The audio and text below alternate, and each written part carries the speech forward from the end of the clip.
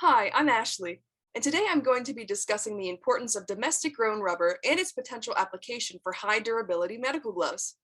In 2020, the United States imported over $1.35 billion worth of natural rubber, with most of the rubber coming from latex producing trees grown in Southeast Asia.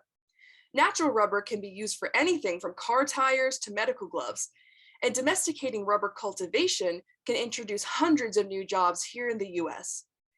One of the plants that my laboratory works with is a shrub-like plant called wayuli, which is also a source of natural rubber.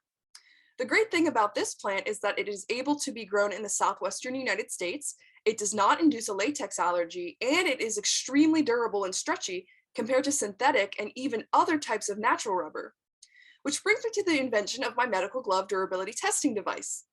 In a healthcare setting, it is extremely important that personal protective equipment such as gloves remain intact even after heavy use, so that bacteria and viruses like COVID-19 are not spread from healthcare worker to patient or vice versa. Unfortunately, as you can see from the bar graph, not all gloves are created equal, and some materials like nitrile form holes or punctures after an alarmingly low amount of contact with a rough surface. On the other hand, in previous tests for an earlier prototype of this device, Wayuli latex outperformed all of the gloves shown here. This data was collected using a newly invented device called a medical glove durability testing device, shown below. Once a glove is placed onto the prosthetic hand, the device works by sucking out all of the air from within the hand via a vacuum pump. A textured roller then moves into position and makes contact with the fingertips of the hand, which are porous, until a hole or tear forms in the glove, effectively exposing the porous fingertips. When this happens, a pressure sensor in the base of the hand detects a sudden change in pressure, and the device is stopped. The time and number of touches to failure is then displayed on a touchscreen. Going back to the glove failure data, you may have noticed that there is a lot of variation for each glove type. This is not only anticipated, but is actually another reason why this medical glove durability tester was invented.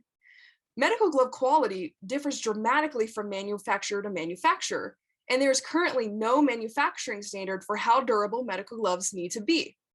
As mentioned before, this is extremely bad when gloves are a major line of defense in the spread of disease. Luckily, the American Society for Testing and Materials, ASTM, is very interested in developing a new standard testing method for gloves based on this device.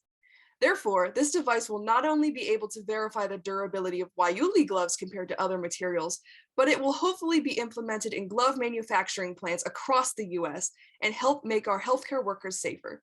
Thank you so much for listening.